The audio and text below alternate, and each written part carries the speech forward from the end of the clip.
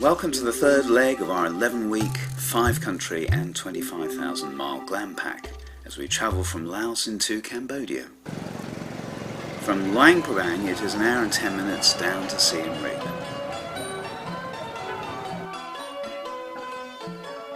We check in at the Heritage Suites and do in fact stay in a spacious suite with bed and bath in the same room and a nice lounge area off to the side. It's quiet and the hotel is set in its own grounds, providing some respite from the busyness of the tourist-dominated city.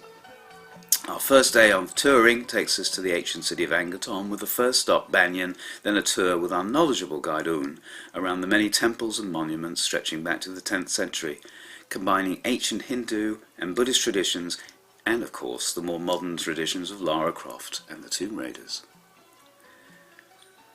Then there was a rather sobering visit to the Cambodian Landmine Museum, founded in 1997 by Aki Ra, a former child soldier of the Khmer Rouge who had committed his life to landmine clearance. In the early days this was pretty unsophisticated stuff, with no tools apart from a hoe, a knife and a stick. The museum provides a harrowing and at the same time fascinating account of his commitment and that of his team.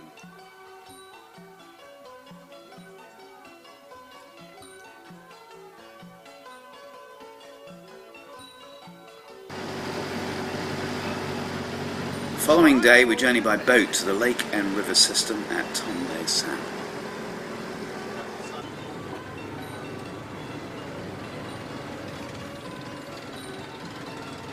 The rivers are adorned by floating accommodation of all types and with a manner of local attractions, some of them proving a little hazardous.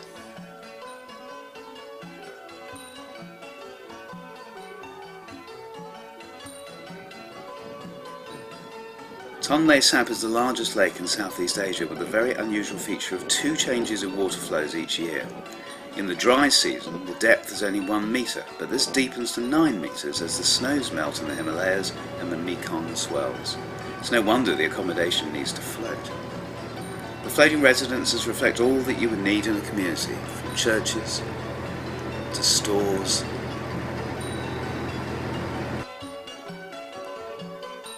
and even the floating mechanics.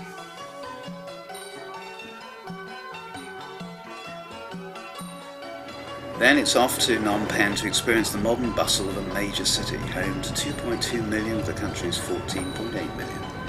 Legend has it that the city was founded in the 14th century by a woman, Lady Penn, who found 4 Buddha statues floating in a tree, a sign that a new capital would take over from Angkor Wat. We stayed at the Raffles Hotel, which I have to say was a real joy and a hark back to the golden age of French architecture. Reopened in 1997, it has a rich history of extravagance and, during the Khmer Rouge, of refuge. The complex of buildings at the Royal Palace serves as the residence of the King of Cambodia and has done so since 1866. There's much to see, including the Silver Pagoda and Throne Room and the Chanchaya Pavilion.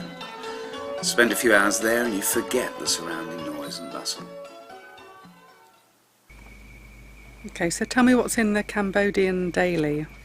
Life as Living Nightmare along National Route 6A. Now, this is a big project where they're trying to upgrade, I think it's 50 kilometres, getting out of Phnom Penh on a major route which tourists will use. And the poor old residents are having to put up with month after month after month of dust and grime, and it really is beginning to affect people's health, you know, their children's health, and so the big article about all this. And of course we know that traffic conditions are pretty grim, and you know, you've got pollution, you've got crowded roads. The traffic, if there are regulations, people don't seem to stick to these regulations, and you know, you've got 4 people on scooters. That seems to be the predominant way of getting around town, so absolutely fantastic really. But so that's that story, Living Nightmare, I thought was fairly typical, not just for the new development, but also the nightmare of just getting around Phnom Penh.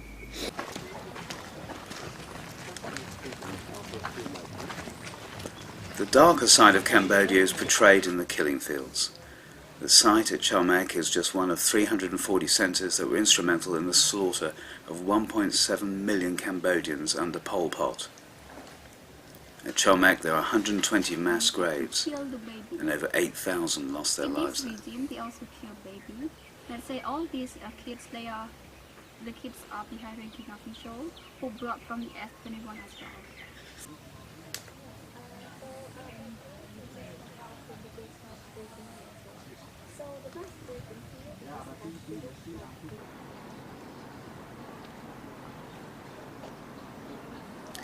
In the city, a high school was transformed into the horrific security prison 21, where 20,000 Cambodians were tortured and killed by the Khmer Rouge. The buildings have been preserved as a living memory of the atrocities committed there.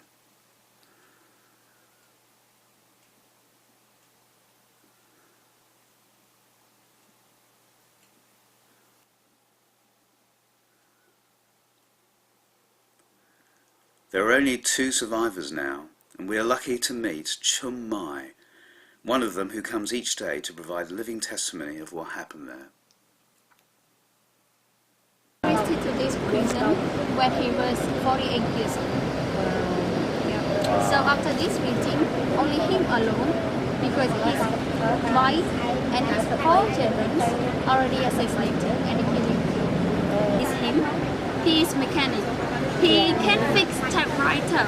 Yeah, very good. That's why they survive. Yeah, he keep him because they need this typewriter to type the prisoner background before they bring him to the killing field. Yeah. We leave the difficult memories of the prison and travel out of Phnom Penh on Highway 48 through one of the least developed regions to our final location at Koh Kong in the southwest of the country.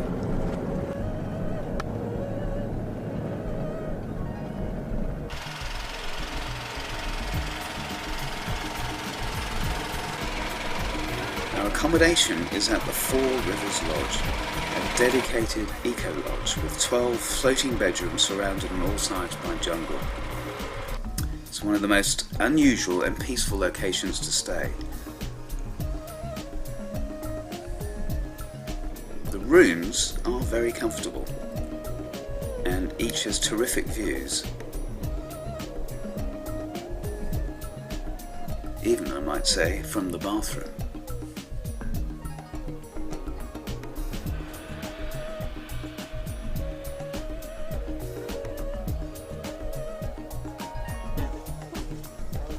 For the adventurous, there are early morning jungle tours and a chance to spot some local bird life. The walks through the jungle also provide some insight into the changing local habitat.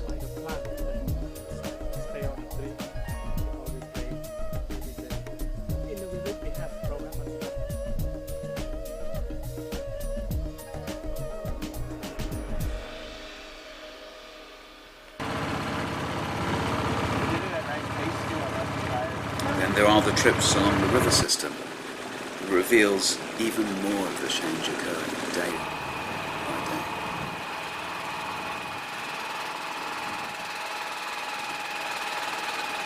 day. River out there, and yet you've got dredging going on now, dredging for Siem, which is taken off to Singapore. It's happening 24 hours a day.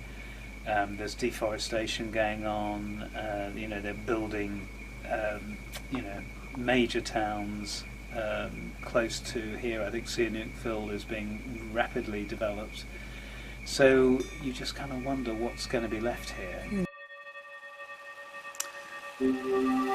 The setting sun brings to a close our time in Cambodia, and we now prepare for our next leg in the journey. From Cambodia we travel back to Bangkok and then take a plane to our next destination, Melbourne in Australia.